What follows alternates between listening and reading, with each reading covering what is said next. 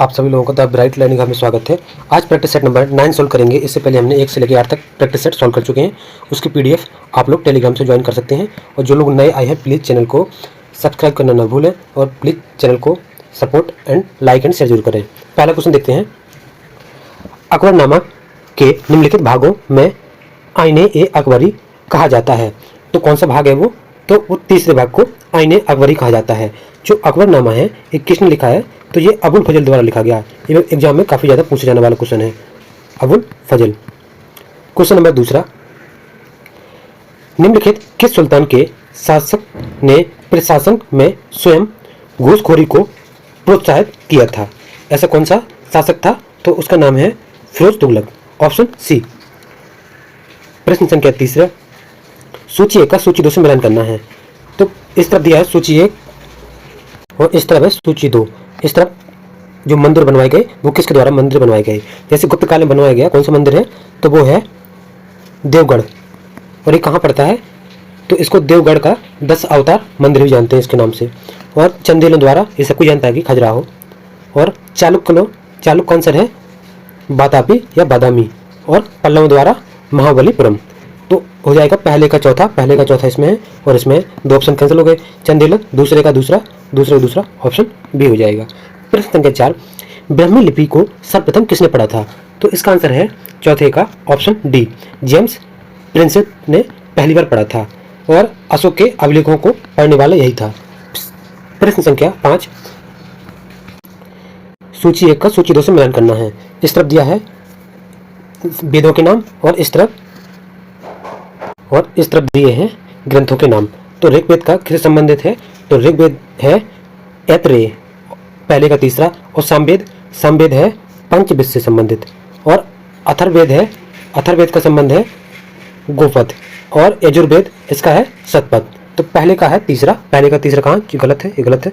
पहले का तीसरा ऑप्शन सी में है और बाकी ये भी गलत है। बाकी देखो दूसरे का चौथा और सी का पहला और डी का दूसरा, तो ऑप्शन सी। प्रश्न संख्या 6, रेगुलेटिंग एक्ट 1773 के अंतर्गत कलकत्ता में स्थानांतरित सुप्रीम कोर्ट का प्रथम मुख्य न्यायाधीश कौन था? तो छठवें का आंसर हो जाएगा ऑप्शन सी, एलिजा इम्पे। और इसका 1773 का एक्ट था लेकिन स्थापना 1774। नेक्स्ट, भूदान आंदोलन का सर्वप्रथम प्रारंभ किस राज्य से हुआ था? तो इसका आंसर है आंध्र प्रदेश से। और भूदान जो आंदोलन है तो ये विनोबा भावे और ये आंध्र प्रदेश के पोचमपल्ली गांव से स्टार्ट हुआ था। नेक्स्ट, गदर पार्टी की स्थापना हुई थी। तो गदर पार्टी की स्थापना हुई थी कहाँ पर? तो संयुक्त राज्य अमेरिका में। कब हुई थी अगर पूछे तो 1 नवंबर 1913 ईस्वी को अमेरिका के सैन फ्रांसिस्को में। प्रश्न संख्या 9, निम्नलिखित में सुमेलित कीजिए। इसका मिलाना है, मतलब किसने किसकी हत्या की थी? तो भगत सिंह द्वारा सॉन्डर्स की हत्या की गई थी। और खुदाराम बोस द्वारा किंग्सफोर्ड में बम फोड़ा गया था। और मदन लाल ढींगरा, तो इनका संबंध है करजन बायली। और ऊधम सिंह का संबंध है डायर्स। तो पहले का दूसरा और दूसरे का पहला, दूसरे का पहला इसमें है, पहले का दूसरा बाकी नहीं है। तो ऑप्शन ए हो जाएगा। बाकी देखो चौथे का सी यहाँ है, तीसरे का डी, हाँ सही है। 9वें का पहला। प्रश्न संख्या 10, देसी भाषा प्रेस अधिनियम किस वर्ष पारित किया गया था? तो इसका आंसर है 1878 ईस्वी में। इसके बारे में कुछ जान लेते हैं। जैसे वर्नाकुलर प्रेस एक्ट कब आया था? तो 1878 में। किसके द्वारा? तो यह आया था लॉर्ड लिटन। और इसके बाद जो खत्म किसने किया था? तो 1882 ईस्वी में रिफन ने इसे रद्द कर दिया गया था।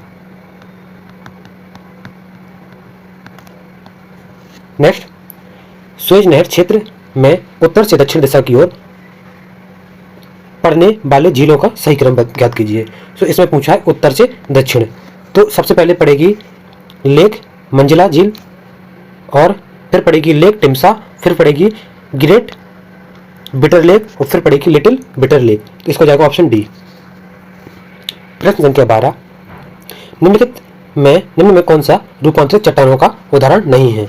तो 12 का आंसर हो जाएगा ऑप्शन डी, ग्रेनाइट रूपांतरों का उदाहरण नहीं है, बाकी सभी ग्रेनाइट चट्टानों, ये सभी रूपांतरण का, इसको छोड़कर सभी रूपांतरित चट्टानों के उदाहरण हैं। प्रश्न संख्या 13, निम्नलिखित में कौन सुमेलित नहीं है?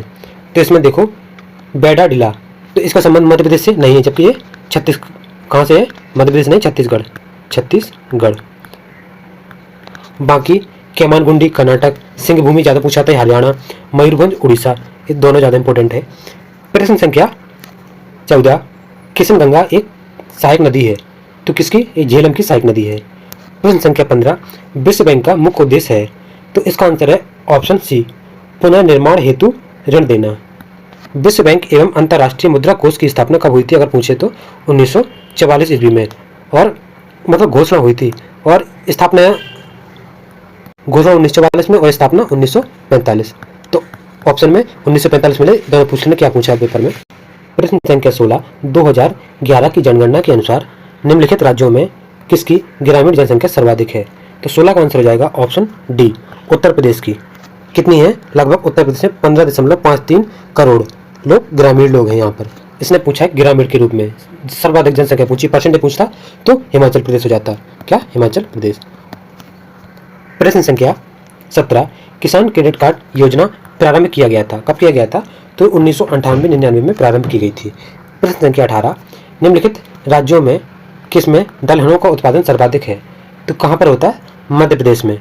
अगर इसमें ऑर्डर पूछे दूसरे नंबर पर, पहले पे तो मध्य प्रदेश हो गया, एमपी, पहले राजस्थान, और अपना यूपी आता है तीसरे नंबर पर। दलहन अनुसंधान केंद्र कहाँ पर है अगर पूछे तो वो कानपुर में। ये भी एग्जाम पूछ चुका है पेपर में। प्रश्न संख्या 19, national stock exchange of India का प्रवर्तक है, तो कौन है? तो इसमें भारतीय स्टेट बैंक भी आता है, और इसमें LIC और IDBI ये सभी आते हैं, तो मतलब उपयुक्त सभी।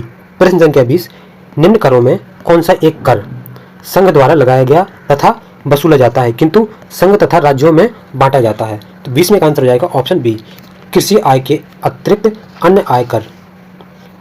नेक्स्ट प्रश्न संख्या 21, निम्न तथ्यों में कौन सा पंचायती राज के अर्थ में सर्वोत्तम व्याख्या करता है? तो इसमें एक एक कर पढ़ते हैं। लोकतांत्रिक विकेंद्रीकरण, तो ये तो सही है, और प्रशासनिक विकेंद्रीकरण ये गलत है। और इसके बाद तीसरे में दिया है सामुदायिक विकास योजनाओं में पंचायतों की सक्रिय भागीदारी, हाँ तो ये सही है। और अधिक वित्तीय शक्तियों का उपयोग ये गलत है, तो इसमें पहला और तीसरा सही है, ऑप्शन डी हो जाएगा। प्रश्न संख्या 22, भारत में उच्चतम न्यायालय का उद्घाटन किस तिथि को हुआ था? तो कब किया गया? तो इसका उद्घाटन हुआ था 28 जनवरी 1950 ईस्वी में। अगर पूछे स्थापना तो 1935 गवर्नमेंट ऑफ इंडिया एक्ट के द्वारा इसकी स्थापना की गई थी। प्रश्न संख्या 23, निम्नलिखित में से कौन भारत में संघ राज्य संबंध से संबंधित नहीं है? तो 23 का आंसर हो जाएगा ऑप्शन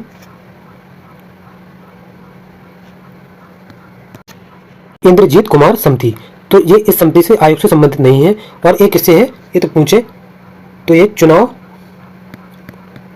सुधार से संबंधित है, इंद्रजीत कुमार समिति। बाकी सरकारिया आयोग और राजमन्नार आयोग और पूंछी आयोग, तो तीनों का संबंध संघ और राज्य से संबंधित है।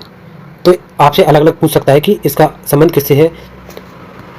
तो ये आयोग अपने समय में अलग अलग समय में आए थे। जैसे ये सरकारिया आयोग आया था, कब आया था? 24 मार्च 1983 को। राजमन्नार समिति कब बनी थी? तो ये बनी थी 22 सितंबर 1969 ईस्वी में। और पूंछी आयोग बना था 27 अप्रैल 2007, क्योंकि ऑर्डर भी पूछ सकता है, तो इन तीनों की तिथि भी याद रखना साथ में। प्रश्न संख्या 24, भारतीय संविधान के 42वें संविधान संशोधन द्वारा राज्य के नीति निर्देशक तत्वों में जो परिवर्तन किए गए उसके संबंध निम्न में से कौन सा वक्तव्य सही है? तो इसमें एक एक कर पढ़ते हैं। इसने राज्य को नागरिक को निःशुल्क कानूनी सहायता प्रावधान करने के लिए सक्षम बनाया, तो ये सही है। दूसरे में दिया है इसने राज्य के द्वारा उपक्रमों के प्रबंधन में कामगारों की सहभागिता प्राप्त करने की व्याख्या की, तो दूसरा सही है। और तीसरे में दिया है इसने दहेज प्राप्ति को दंडनीय अपराध बनाया। तो 42 में संविधान संशोधन द्वारा ये तीसरा वाला नहीं था, ये दोनों थे, तो पहला दूसरा सही है, ऑप्शन ए सही है। प्रश्न संख्या 25, सूची 1 का सूची 2 से मिलान करना है। इस तरफ दिए हैं अनुच्छेद और इनके विषय क्या क्या है। जैसे आर्टिकल 40 पूछा है तो ये इंपॉर्टेंट भी आर्टिकल 40 पूछा जाता है। तो आर्टिकल 40 का संबंध है गांव पंचायत का गठन, ये सही है, पहला मिल रहा पहले का। और आर्टिकल 41 काम करने का अधिकार, आर्टिकल 44 अभी एग्जाम में बहुत जगह पूछ चुका है, समान नागरिक संहिता, और आर्टिकल 48 कृषि एवं पशुपालन व्यवस्था। तो एक तो सभी का सामने सामने मैच कर गया। ये तो चारों आर्टिकल बहुत ज़्यादा इंपॉर्टेंट है, एग्जाम में ज़्यादा पूछता है। तो पहले का पहला, दूसरे का दूसरा, तीसरे का तीसरा और चौथे का चौथा, तो ऑप्शन ए हो जाएगा। प्रश्न संख्या 26, दोस्तों प्लीज़ सब्सक्राइब एंड लाइक। निम्नलिखित में कौन सा युग्म सही सुमेलित नहीं है। तो इसमें देखते हैं, इस तरफ दिया है कौन सी बीमारी, इस तरफ दिए हैं विटामिन और इस तरफ दिया है उनके रोग। तो देखो नियासिन पेलेग्रा, तो ये तो सही है, नियासिन कमी से। और थाइमिन से बेरी, ये भी सही है। विटामिन डी से सूखा रोग हो जाता है, ये सही है। और विटामिन के किट से बंध्यापन नहीं होता है, तो इसमें होता है विटामिन के कमी से रक्त के थक्के नहीं जमते हैं। प्रश्न संख्या 27, पेशी थकान के लिए निम्नलिखित में कौन उत्तरदायी है। तो इसका आंसर हो जाएगा ऑप्शन डी, लैक्टिक अम्ल। प्रश्न संख्या 28, द्रवीभूत पेट्रोलियम गैस एलपीजी मुख्य रूप से मिश्रित है। तो इसका आंसर क्या हो जाएगा 28 का, प्रोपेन और ब्यूटेन, ऑप्शन सी। प्रश्न संख्या 29, निम्नलिखित में कौन सा एक यशद पुष्प कहलाता है। तो इसका आंसर हो जाएगा ऑप्शन सी, जिंक ऑक्साइड। प्रश्न संख्या 30, वर्षा की बूंद के कारण गोलाकार होना। तो वर्षा की बूंद गोलाकार होना किसके कारण होता है, तो पृष्ठ तनाव के कारण। प्रश्न संख्या 31, दो संख्याओं के अंकों का योग 9 है और साथ ही इस संख्या का 9 गुना अंकों के उल्टे क्रम से प्राप्त संख्या का 2 गुना है। ध्यानपूर्वक पढ़ना, ऑप्शन से करना, ऐसे क्वेश्चन जब भी मिले। तो उसने बोला 2 अंकों की संख्याओं के कितना चाहिए 9, तो यहाँ पर कितना है 9 1 10 हो जाएगा, ये तो होगा नहीं। और यहाँ पर 8 2 10 और ये 3 हो रहा, 8 1 9 ये हो रहा है यहाँ पे। उसने बोला है फिर इसके बाद साथ ही इस संख्या का 9 गुना, तो इसका 9 गुना और इसका 9 गुना करेंगे तो कितना हो जाएगा 81। और फिर बोला कि अंकों को उल्टे क्रम में 81 को उल्टा करेंगे तो कितना हो जाएगा 18। 18 से प्राप्त संख्या का 2 गुना करेंगे 18 का तो कितना हो जाएगा 36। और इसका योग कितना है 6 और 3 9, देखो 9 आ रहा, तो यही पूछा था योग 9 आए, तो इसका आंसर रहेगा ऑप्शन डी। इस तरह क्वेश्चन ऑप्शन से करना, और आंसर तो यहीं आ गया था। उसने बोला 2 संख्याओं का योग 9 होना चाहिए, तो यहाँ तो हो नहीं रहा, 9 1 10 हो रहा था, 8 2 10 हो रहा था, 3 हो रहा था, यहीं पे हो रहा था 8 1 9, और बाकी चीज सॉल्व कर लिया है कि यही आंसर होगा। प्रश्न संख्या 32, एक वस्तु का मूल्य पहले 25% बढ़ाया गया और फिर 20% कम कर दिया गया, तो वास्तविक मूल्य में होने वाला परिवर्तन क्या है। तो पहले 25% बढ़ाया गया, 25% बढ़ाना मतलब देखो 25 4 का वस्तु 5 हो गया और यहाँ 20% कम किया गया, तो 5 का 4 हो गया। तो देखो यहाँ 5 को 20 हो जाएगा और यहाँ 20, कोई परिवर्तन हो रहा नहीं, कोई परिवर्तन नहीं। प्रश्न संख्या 33, अंडर रूट 4225 इसका दिया कि 65 होता है, तो इसका मान पूछा है। बस इसमें कुछ नहीं करना है, केवल पॉइंट का ध्यान देना कहाँ पे आएगा। देखो 4225 का तो निकलेगा 65 और इसमें 2 अंक पे है तो बाहर निकलेगा तो 1 अंक पे हो जाएगा। और यहाँ पे कितना है 4265 का तो निकलेगा 65, यहाँ पे कितना 4 अंक पे है, 4 अंक पे है तो 2 अंक पे जीरो लग जाएगा, तो इतना हो जाएगा। अब इसको जोड़ देना 6.5 6 और इतना जोड़ देना है, तो यहाँ होगा 5 6 5 11 6 1 7 6 1 7, तो क्या हो जाएगा 7.15, ऑप्शन डी। प्रश्न संख्या 34, एक व्यक्ति को जनवरी में 4 पैकेट प्राप्त हुए जिनका औसत कितना है 300 था, जबकि फरवरी में 8 पैकेट प्राप्त हुए जिनका औसत भार 400 था। इस व्यक्ति द्वारा दोनों महीनों में प्राप्त सभी पैकेटों का औसत ज्ञात करना है। तो इसमें क्या ही एकदम आसान है। सबसे पहले क्या करना है, 4 पैकेट कितना है 300, तो 4 × 300 कितना हो जाएगा 1200 हो जाएगा। और यहाँ बोला 8 पैकेट कितना 400, 8 × 400, 8 को 32 हो जाएगा। दोनों को जोड़ेंगे कितना हो जाएगा 0 0 2 2 4 और यहाँ पे 44 हो गया। अब इसने बोला कि टोटल औसत कितना है, तो ये 4 पैकेट ही है और 8 पैकेट ही है, 4 ही है, तो कितना हो गया 12 का भाग दे देना सीधा, तो कितना हो जाएगा। इसको सॉल्व करना तो इसका आएगा 366.67 ग्राम, ऑप्शन डी। प्रश्न संख्या 35, इसको सॉल्व करते हैं, इसको ब्लैंक पेज लेते हैं। सबसे पहले इसमें दिया है कि 6 की पावर m बराबर कितना दिया है, 46,656 दिया है, और ज्ञात करना है 6 की पावर m माइनस 2, इसका मान ज्ञात करना है। तो इसको कैसे करते हैं, तो जब भी माइनस में होता है तो 6 की पावर m हो गया यहाँ पे, और इंटू 6 की पावर माइनस 2, तो इसको करेंगे तो कितना आएगा, 6 की पावर m अपॉन, ये नीचे पहुंच जाएगा तो 6 की पावर 2, 6 की पावर m का मान दिया है कितना, 4 6 6 5 6 6 36, 36 का इसमें भाग दे देना, सीधा आ जाएगा। 36 का भाग देंगे तो इसका आंसर आ रहा था 1296, ऑप्शन बी। इसको सॉल्व कर लेना कैलकुलेशन करके। आगे देखते हैं प्रश्न संख्या 36। माखनलाल चतुर्वेदी को उनकी किस रचना पर साहित्य अकादमी पुरस्कार मिला, तो 36 का आंसर हो जाएगा ऑप्शन सी, हिम तरंगिणी। कब मिला था, तो 1955 में। प्रश्न संख्या 37। तिलांजलि देना, इस मुहावरे का सही अर्थ कौन सा होगा, इसका आंसर हो जाएगा त्याग देना। प्रश्न संख्या 38। कृष्ण शब्द का स्त्रीलिंग शब्द पहचानिए, तो 38 का आंसर हो जाएगा कृष्णा। प्रश्न संख्या 39। निम्नलिखित वाक्यों में अशुद्ध वाक्य पहचानिए, तो इसमें देखना अशुद्ध कौन सा है, तो इसमें ऑप्शन डी, मेरे पिता ने मेरे से कहा, यहाँ पे गलत है, यहाँ होना चाहिए पिता ने मुझसे कहा, तो ऑप्शन डी इसका। प्रश्न संख्या 40। स्थावर का विपरीत अर्थ क्या होगा, तो 40 का आंसर हो जाएगा ऑप्शन डी, जंगम। अब इसको पैसेज को आप लोग ध्यानपूर्वक पढ़ना और केवल इसको लास्ट में अटेम्प्ट करना, क्योंकि एक ही प्रश्न आएगा और इससे ज़्यादा आता नहीं है, एक ही क्वेश्चन आता है, क्योंकि पैसेज इंग्लिश के 5 क्वेश्चन आने हैं, तो एक पैसेज के देते हैं, एक वोकैब से देंगे, एक एक्टिव पैसिव वाइज देंगे, एक नरेशन देंगे, तो इसी तरह बहुत कम आता है इंग्लिश का। पैसेज को आप लोग लास्ट में अटेम्प्ट करना। पहला क्वेश्चन था 41 का, इसमें हिमा कुड टेक पार्ट इन, तो कितने पार्ट लेते, 400 मीटर की रेस में। प्रश्न संख्या 42। प्रश्न संख्या 42। इसमें पूछा है कि complete the following sentence by using the correct alternative. इसमें पूछा है बाक केयरफुली लेस्ट, तो इसका आंसर क्या था 42 का, इसका आंसर है यू शुड फेल डाउन। प्रश्न संख्या 45। The officer who had neglected to file his income tax return had to, तो इसमें क्या आएगा, 43 का आंसर था पे ए फाइन। प्रश्न संख्या 44। इसे पूछा है कि Mohan said to Savita comma inverted comma can I borrow your book for a day, तो इसमें क्या करना है, रिपोर्टेड स्पीच पूछा है, तो इसका आंसर हो जाएगा 44 का if he could borrow her book for a day, option A. प्रश्न संख्या 45। इसमें active passive voice, this notice has been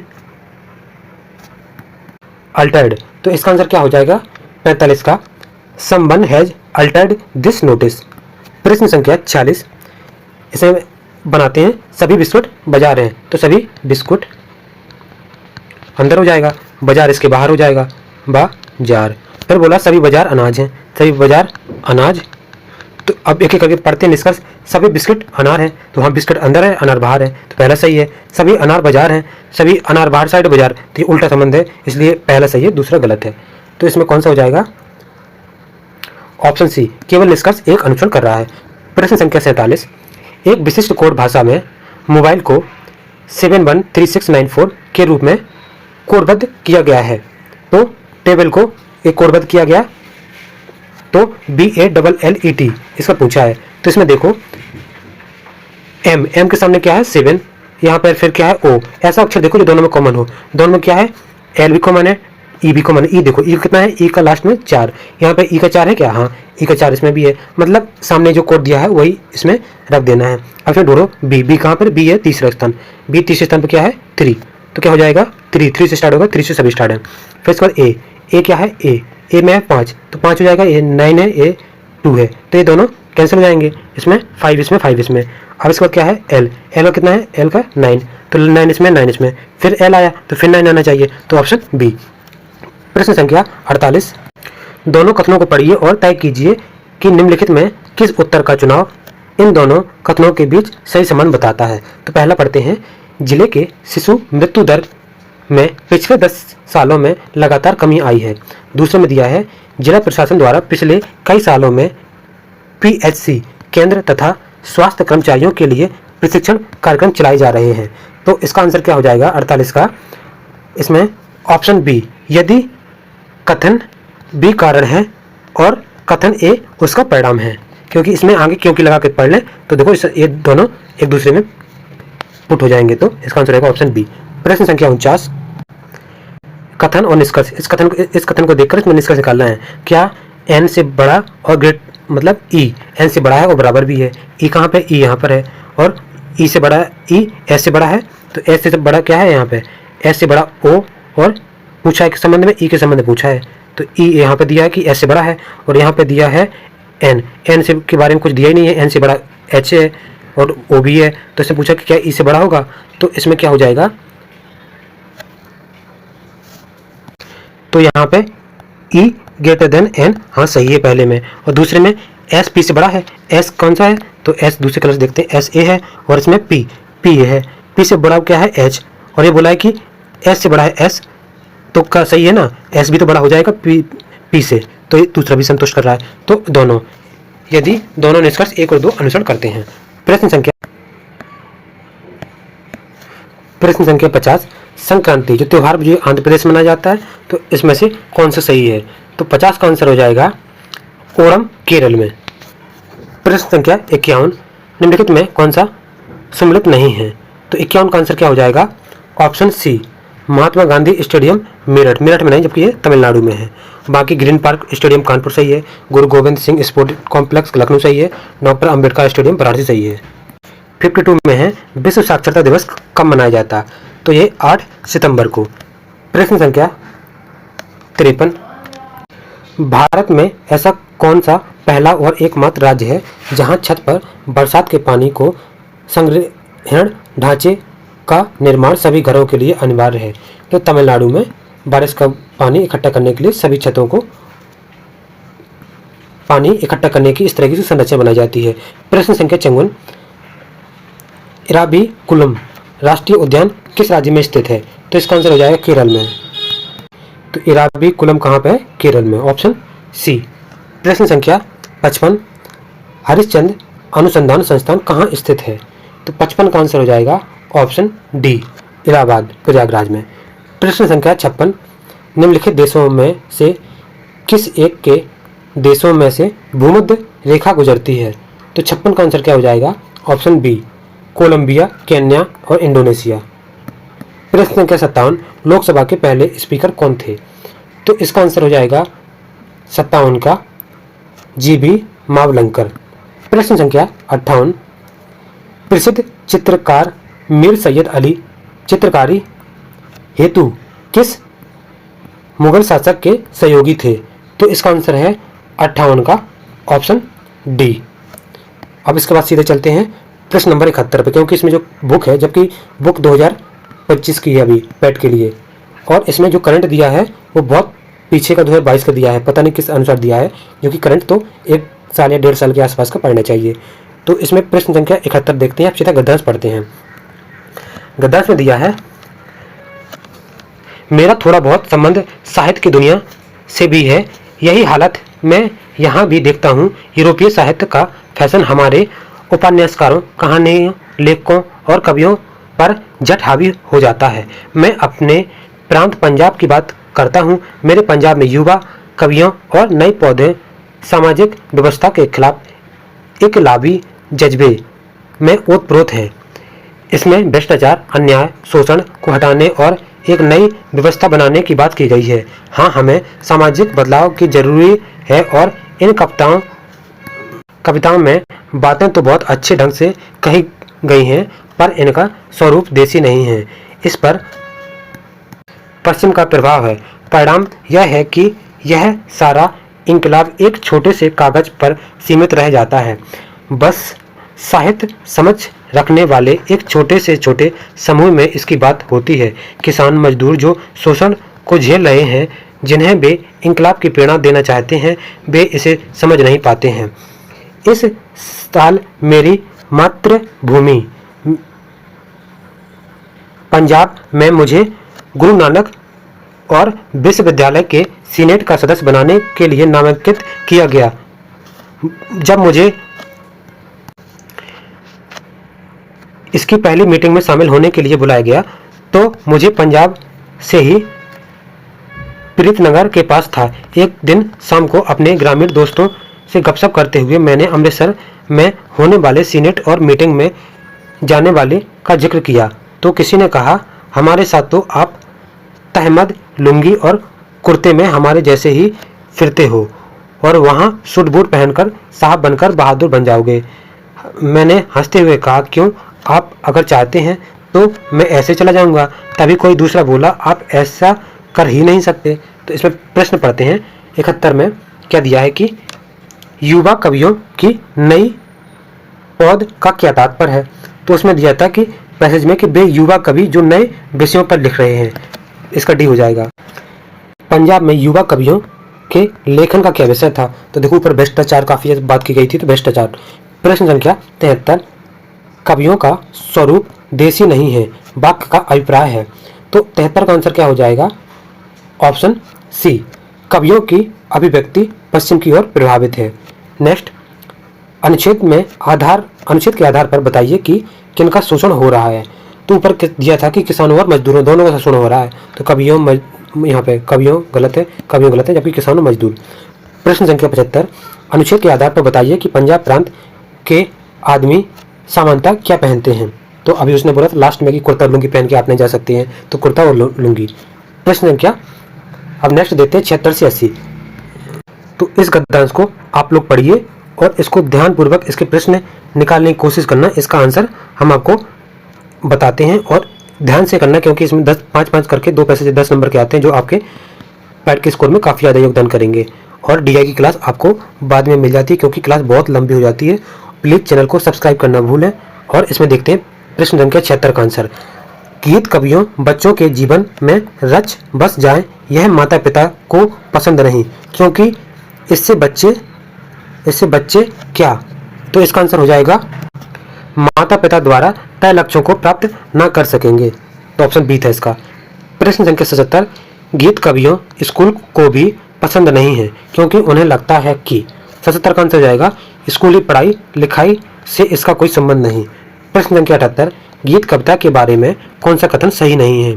तो इसका आंसर था 78 का ऑप्शन ए संस्कृति का अभिन्न हिस्सा है।